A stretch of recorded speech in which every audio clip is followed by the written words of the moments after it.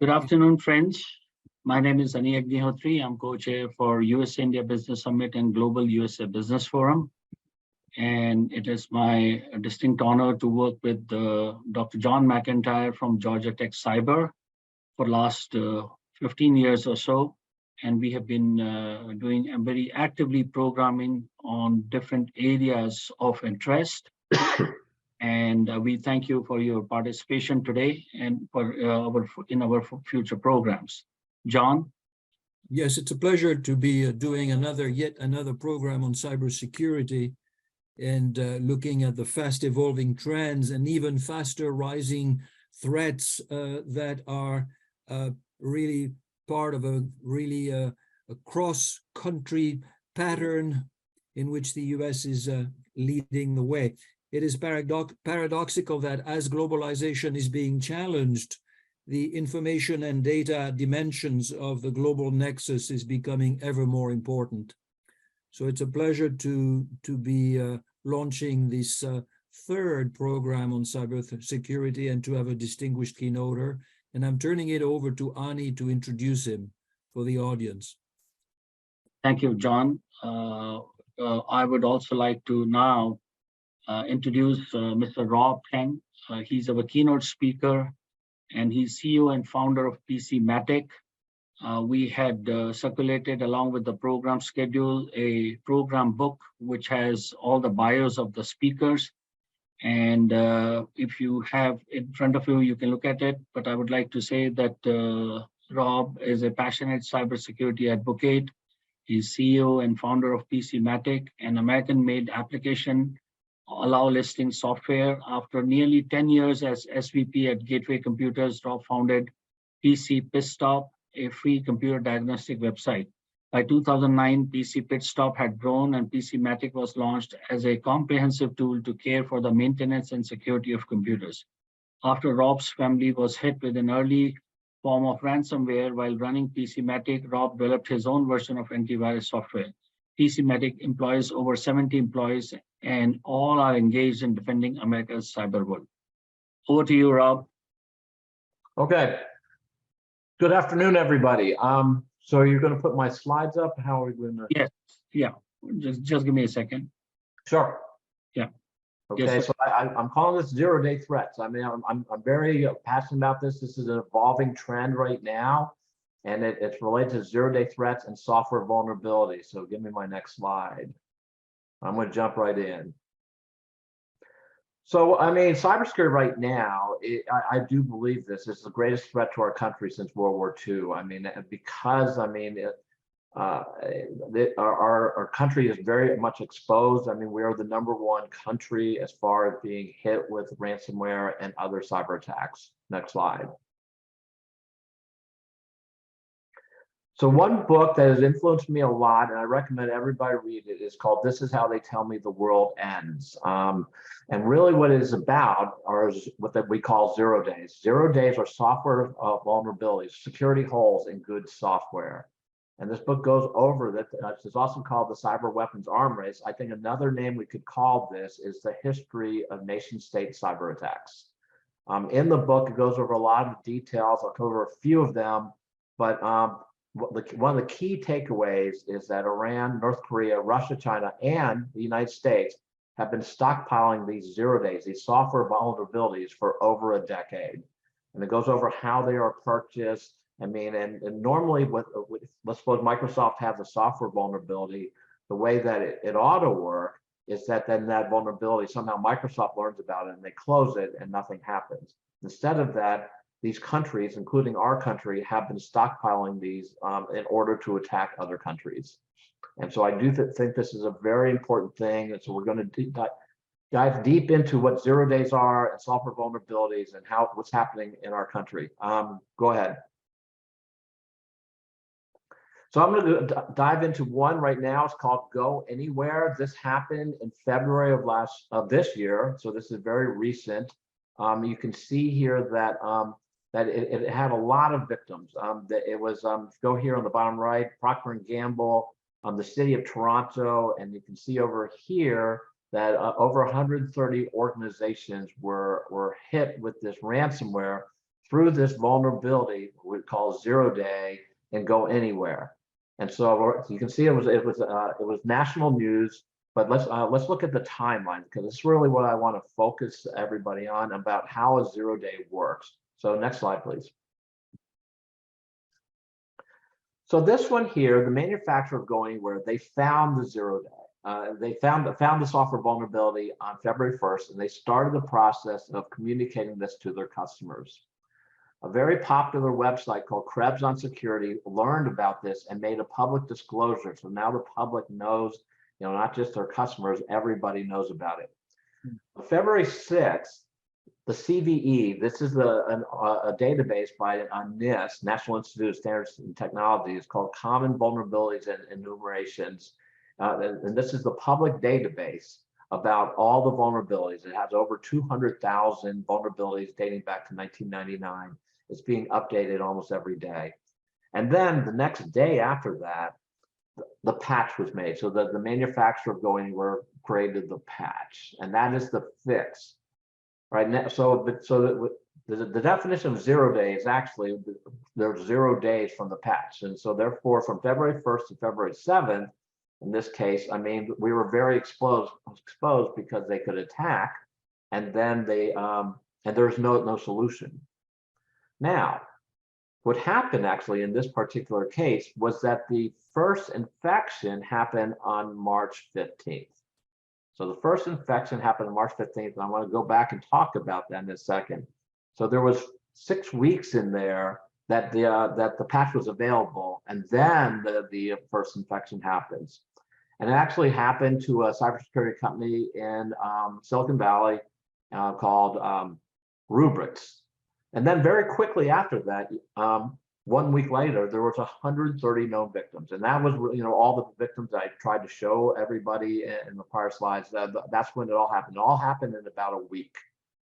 So this is an important thing about software vulnerabilities that we have to understand, is that before this, it was really one ransomware, one infection, one organization down. Now they have ability that for one ransomware, they can have, you know, hundreds of victims in the space of a week, right? So this is really good for them, because it's much more efficient for them to do it this way. They get a lot more money faster.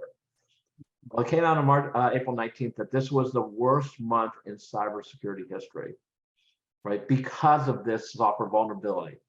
And then in April 26th, a new group called Black Hat was created just to go after this software vulnerability, which means that, I mean, that they, at that point in time, over close to 3 months later, it was still not patched. So the patch, the key thing here is that the patch has to get distributed. And it has to get distributed to all the people that have the Go Anywhere software. And right now, I mean, it's obvious that it is very slow, this process. Go to the next slide. So let's talk about the NIST CVE. These are some statistics from there. There's roughly about 2,000 to 3,000 new vulnerabilities a month. Okay, and if you look at the chart here, and actually the number of vulnerabilities, it's popping a little bit, but it's essentially just flat, the number of vulnerabilities. Now, if you look at the most important one, the criticals, I mean, it's in the hundreds. I mean, but these are so when you see this happening in March of 2023, that Go Anywhere, that's sitting, you know, in the, you know, let's say that's what, 375 on the blue line there. So that's how many there are, and they're always finding more of these things every single month, and this is the risk to the country. And so let's go to the next slide. So the present danger, though, is so you know, this is ransomware I'm talking about, but really I believe the present danger, as in the book that I showed you, is not so much ransomware. It is actually the danger is a nation state attack using these to attack our country. And so what I believe everyone should be doing is simulating regional 0-day attacks and prepare and be resilient against a 0-day, because a 0-day can shut down all your cyber in a country. And I'll go over that in a minute. So next slide, please. Okay, so I mean, there are various kinds of 0 days. Okay, a 0 day means that it's a vulnerability is found and there is no patch, right? And so that is really bad because it's going to get in everywhere and there's nothing we can do about it. So there are various situations. I mean, we just saw one there where, I mean, they're just kind of slow to patch. But let's talk about open source software. Open source software, because it's free, they don't patch. So if they have a vulnerability, then they go, then they need to go and fix that vulnerability. And sometimes they're very slow because they don't have dedicated resources to fix it.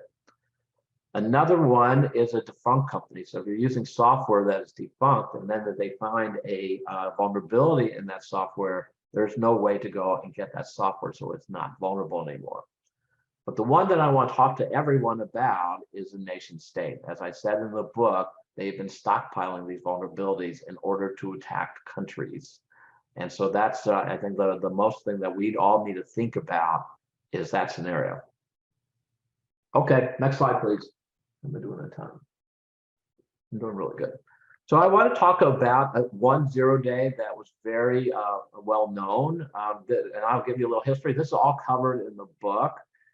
So the origin of this is actually a 0 day that the United States attacked Iran. So the origin of nation state attacks was actually the United States, and they attacked Iran, and they had a 0 day in what they call PLC, programmable logic controller, and they deployed that on the Iranian nuclear reactors, and then they shut those down, and that was national news when that happened.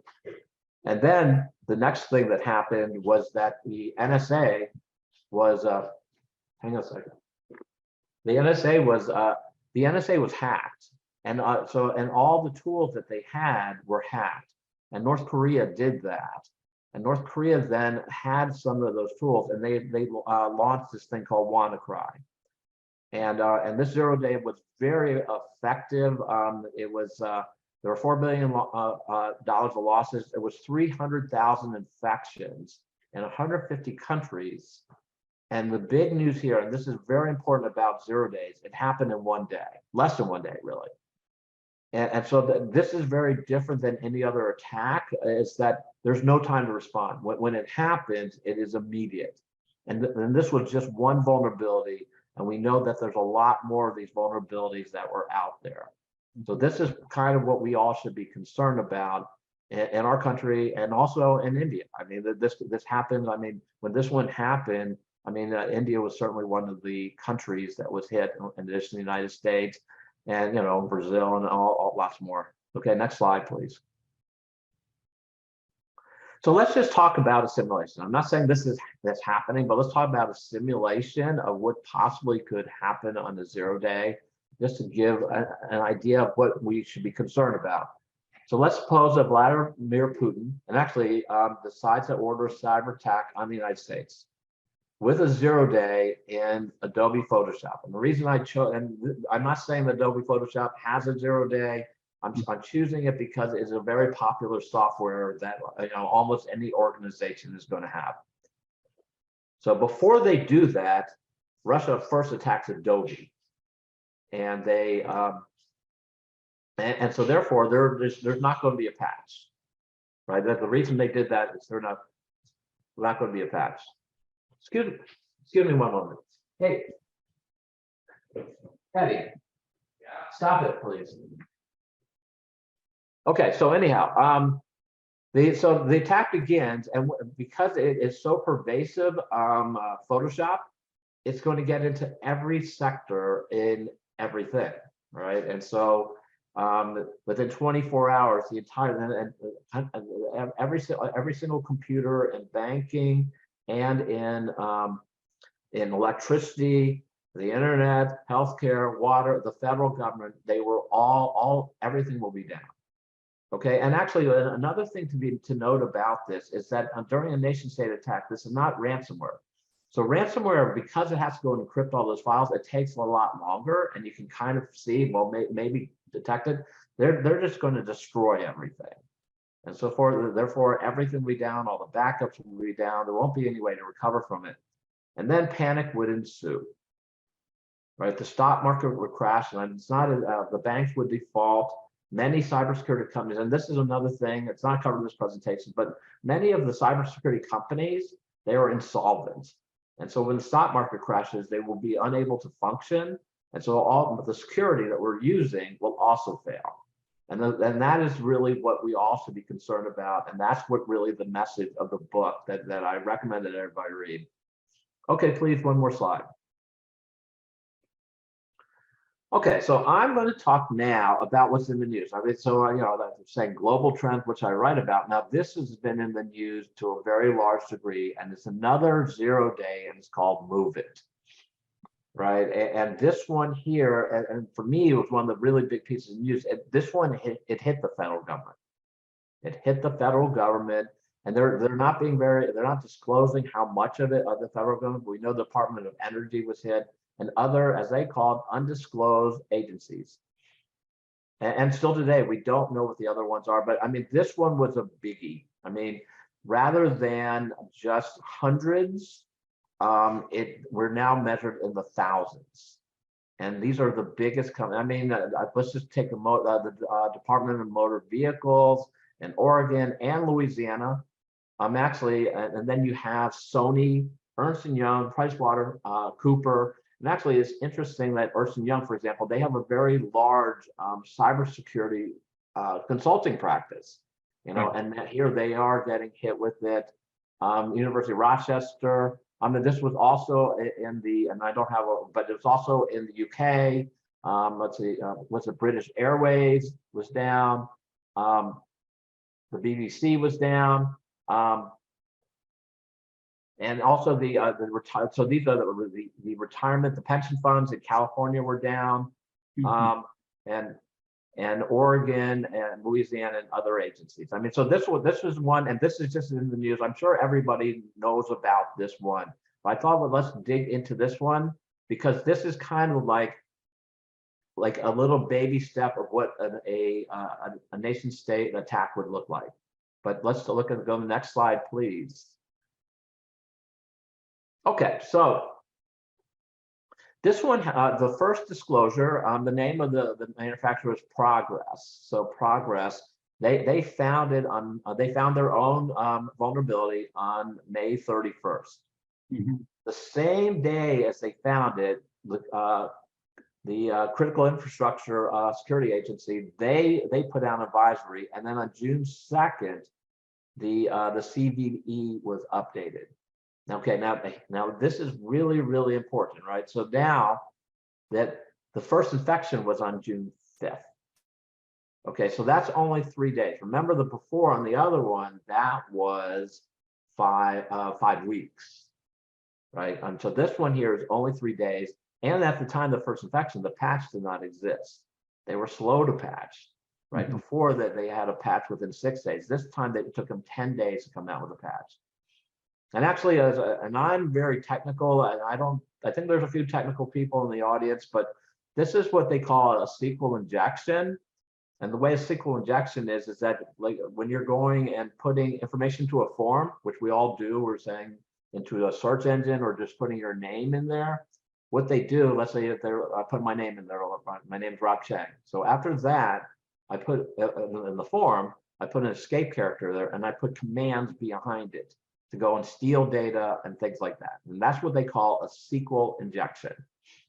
And so they started doing that. They're stealing data, and there was no patch until June 9th. And that's at that point in time, they also found the second vulnerability.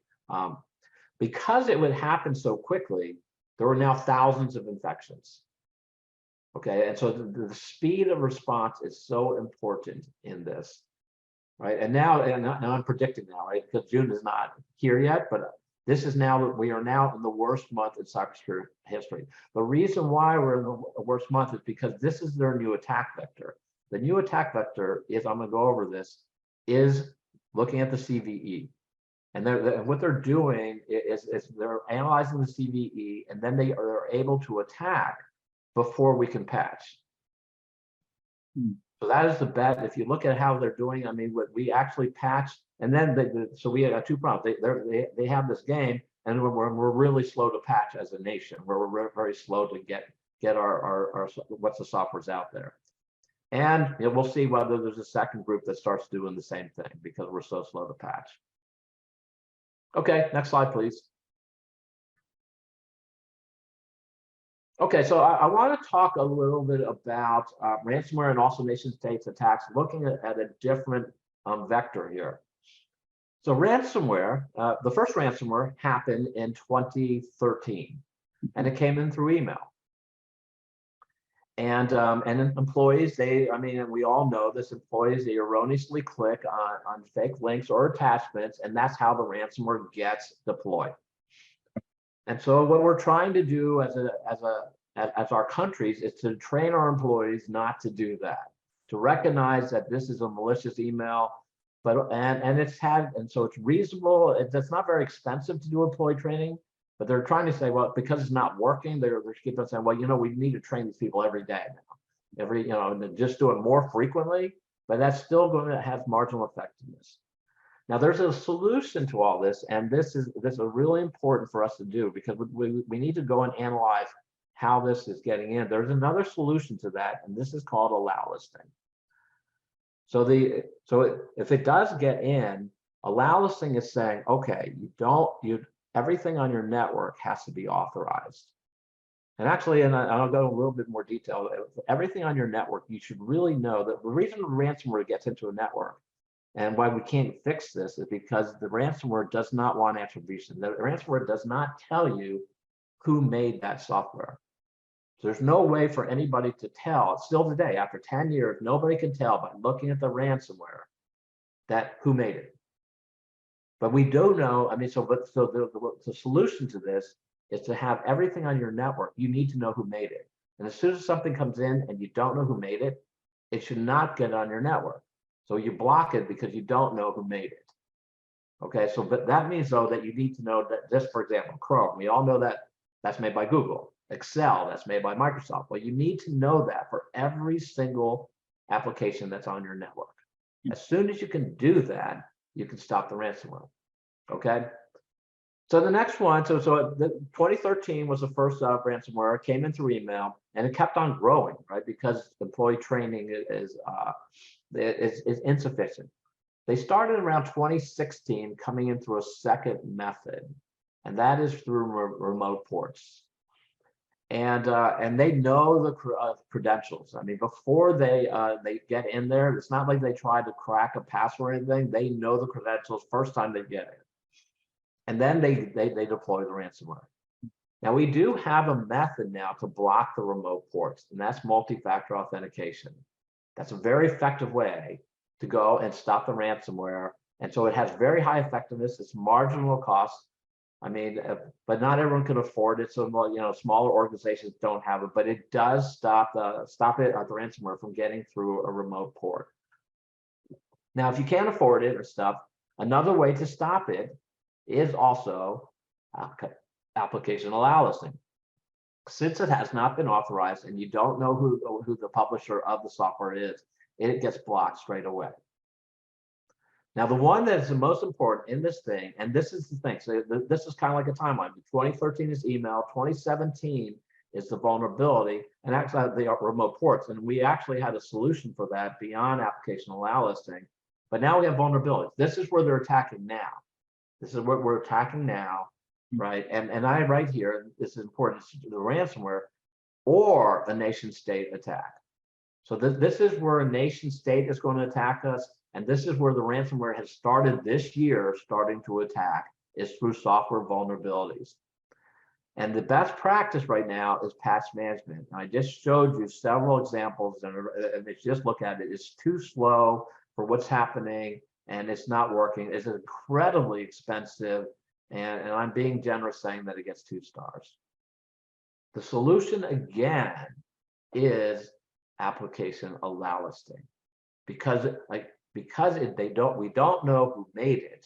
That is its flaw. And as soon as we say, well, they start being honest about where they made it, then we'll be able to apprehend them. And this is where the FBI and the things like that, but since we cannot have attribution on it, therefore but right now it's getting through unattributed software. And that's what application allow listing did. So this is here is really the current trend, right? This is what I'm trying to go and explain to Buddy, and we can see it's happening in real time. We were just having the worst month in the history of cybersecurity, and it's due to vulnerabilities and their ability to attack here, right? And by the way, we probably should go figure out the email thing because they're still attacking there. Now, some other ways that they can attack, and they are not yet, but they can in the future, is the insider threat. So, and there are instances of this. This is and I don't want to take a focus off vulnerabilities or that. I'm trying to show you that there are other ways they still can get in, and that's insider threat. And this is where they are bribing insiders to deploy the ransomware. And we really don't have a good solution here. There's a lot of buzz around zero trust and not trusting people on your network, and that kind of thing is very, very expensive, and it's not going to work. But again, allow listing stops it because the ransomware has not been authorized, and you don't know who what the publisher of the software is. And actually, external device is another one that's important because that's actually how the United States went and got those nuclear reactors, is through an external device. And we have employee training again, but these are also very viable ways for them to get in. And the application allow listing again is a solution. Now, the thing that I also want everyone to think about is that these are just the 5 ways that they could get in now. The one that the most important one you need to focus on are vulnerabilities. But imagine there's a 6th way. What do we do when there's a 6th way? And there will be a 6th way. There will be a 7th way. And so the thing we need to do is we need to go and say, well, if there's a 6th or 7th way, and that's what application allow listing does. It stops it no matter how it gets in, it will still stop it. And so this is what NIST, the National Institute of Standards and Technology has been saying, is that the problem with cybersecurity is that it's missing its foundation. We've been using a layered approach to cybersecurity, and that's what the best practice line is there, is the layered approach. And that's fine to have those layers, but you need that foundation in there, and that is allow listing. Okay, next slide, please. Okay, and the one thing that I really want to encourage everybody to start thinking about, I do a lot of public speaking. How much time do I got? Actually, I'm doing okay on time. Okay, so it's the attitude. So I was on a panel, and I said, why does this keep on getting worse? 2013, it was very benign, and now it's just exploding into this thing that's a threat to the entire nation. And the one panelist said, well, they just keep on getting better.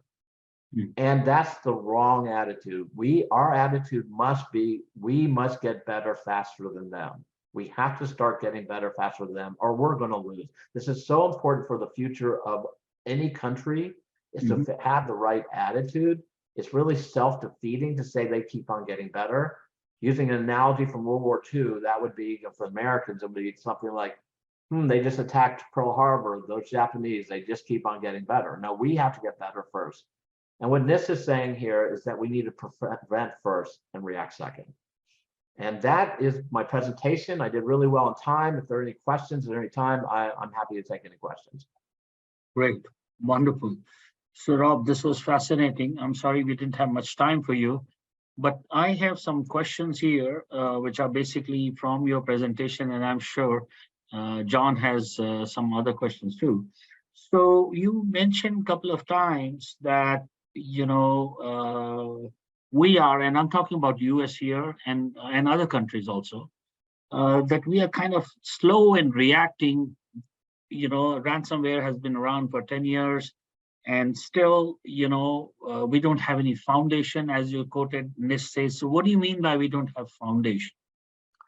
This is the National Institute.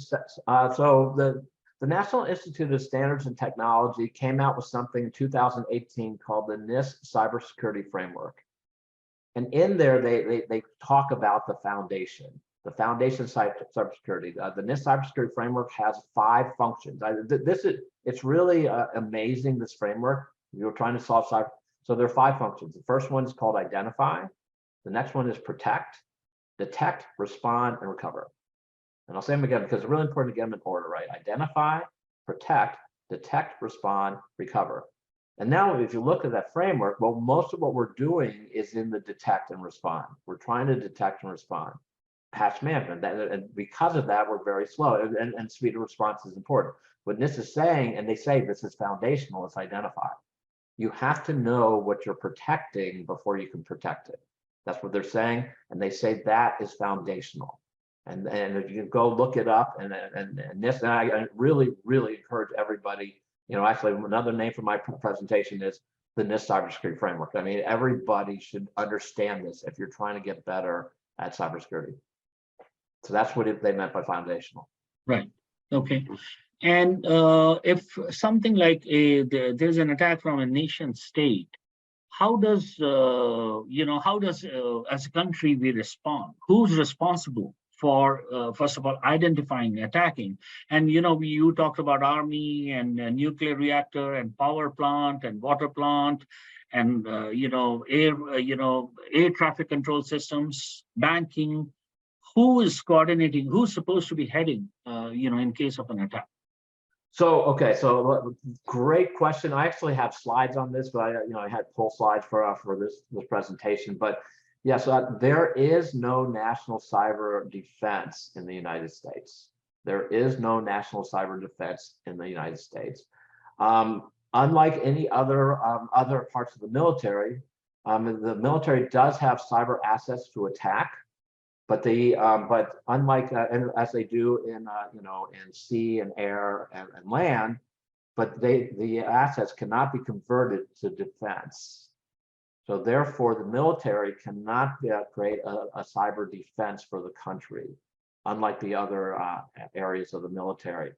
Furthermore, it's not in the United States. I don't know a lot about India, but I do know in the United States that it's not their charter. The military, it's not their charter to defend the country and cyber. So even right now, the military, when they go and they're analyzing cyber, they're only trying to figure out how to protect themselves. They're not trying to figure out how to protect the rest of the country. Right. Okay. We have a question. So the last question. So let me ask you the question, because you asked a really good question. So therefore, it's really incumbent on everybody else. So actually, I believe every city to go and create its own cyber defense. And cities aren't thinking about it. Actually, everyone here knows this. Right now, the cybersecurity posture of any country or places, everybody's on their own. Every city's on their own. Every K through 12's on their own. You're all just independent, do your thing, and we wish you the best. I mean, that is really how it is. And what I'm saying is cities to go get together and figure out their perimeter and to be able to protect themselves from a nation state attack. Mm-hmm. Great. John, do you have a question? We have limited time. I have a pile of questions, but question to be revisited. Is the CVE the only government generated source of information to spot upcoming threats? The answer to that question, so you qualify with government. So yes, it is the only government one. There are other ones. I mean, there's an organization called MITRE, and they also have one that's out of Pennsylvania. So there are other databases. I mean, for me, because NIST has been doing it so long, that they are, I think the most respected source for vulnerabilities. So if I'm in charge of a small organization, cybersecurity, do I have to consult the CVE website every hour on the hour, waiting for the next patch? So there are various. So the answer to that question is no. I mean, that's not very realistic. So no one does that. I mean, the CVE is a database, so it's been automated. I mean, so that's what the patch management is doing. It's a database, so they have APIs, and you can read out of there and use the software to go and make sure. And there's too long a conversation, so that part of automation, that's very fast. Yeah. But so the question why it's slow is not related to the CVE itself, but there are other reasons why. Israel has the reputation of being on top of cyber attacks. Is that actually the case, or is it just hearsay? I've been in cybersecurity a long time. I don't think that they have any edge on the intelligence than any other place. I think that the United States it probably has the most information about these things. than any place else in the world. The United States is being attacked more. I mean, there, so we have more information. Right. Is Okay. redundancy a possible solution for ransomware? By that, I mean having all your system backed up on another set of equipment? No, so actually, so that is actually one of the things that is unhealthy for people to think. So it was, so since 2013 to 2017, it was actually the only way to fix things, right? I mean, because antivirus was failing. But in 2017, the ransomware now goes after the backups. So for the last 6 years, it affects the backups. And so therefore, I mean, so one of the problems we have is that the backup industry is pushing ransomware solutions, but they don't really work because, well, I can go over the technical reasons why, but they don't really work. It's more marketing. Great. Well, thank you very much. Thanks, Rob. Our time is up. The session. Please, if you would like to continue staying here, please go on off mute and off the video. And with this, I'm switching to the second session. John, please go ahead.